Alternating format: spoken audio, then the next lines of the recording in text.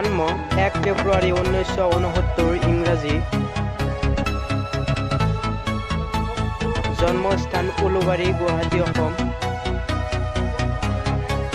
দেউতাকৰ নাম কৈলাশনাথ শৰ্মা, মাকৰ নাম মৃণালিনী দেৱী।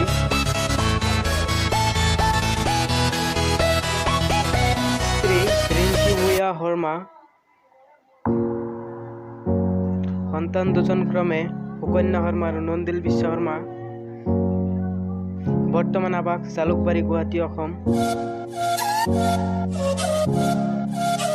উচ্চ শিক্ষা গ্ৰহণ কটন কলেজ, গুৱাহাটী। কৰ্ম ৰাজনৈতিক নেতা।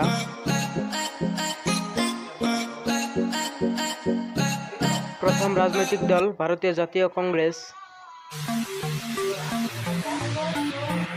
প্ৰথম বিধায়ক হিচাপে কাৰ্যভাৰ গ্ৰহণ 2001 চন। ভাৰতীয় জনতা পাৰ্টি বিজেপিৰ যোগদান মে 2016। বৰ্তমান পদবী মন্ত্ৰী, শিক্ষা, স্বাস্থ্য, বিত্ত বিভাগ।